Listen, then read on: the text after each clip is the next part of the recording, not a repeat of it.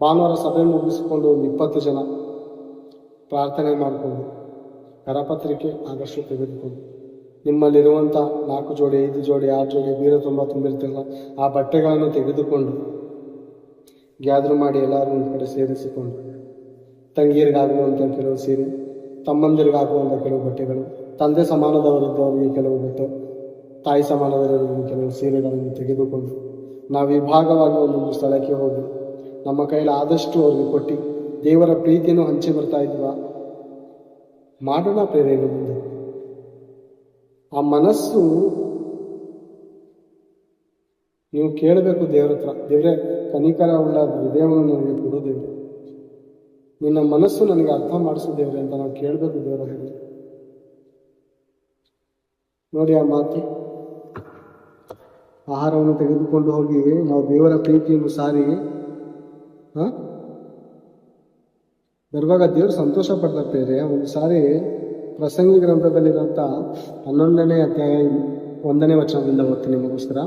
ನಿನ್ನ ಆಹಾರವನ್ನು ನೀರಿನ ಮೇಲೆ ಚೆಲ್ಲು, ಬಹುದಿನದ ಮೇಲೆ ಅದು ನಿನಗೆ ಸಿಕ್ಕುವುದು, ಅಂದ್ರೆ ಮೊಳಕೆ ಹೊಡೆಯುವುದು. ನಿನ್ನ ಆಹಾರ ಅಂದ್ರೆ ಕೇವಲ ಹೊಟ್ಟೆಗೆ ಹಾಕುವಂಥ ಆಹಾರ ಮಾತ್ರವಲ್ಲ, ವಾಕ್ಯ ಎಂಬುವಂಥ ಆಹಾರ ಅನೇಕರ ಹೃದಯದಲ್ಲಿ ಚೆಲ್ಲು. ಬೀದಿಗಳಲ್ಲಿ ಒಂದು ತುತ್ತು ಆಹಾರವನ್ನು ಕೊಟ್ಟು, ಕುಡಿಯೋದಕ್ಕೆ ಒಂದು ತುತ್ತು ನೀರನ್ನು ಕೊಟ್ಟು, ದೇವರ ವಾಕ್ಯ ಎಂಬುವಂಥ ಆಹಾರವನ್ನು ಅವರ ಹೃದಯದಲ್ಲಿ ಚೆಲ್ಲಿ. ನೋಡಪ್ಪ,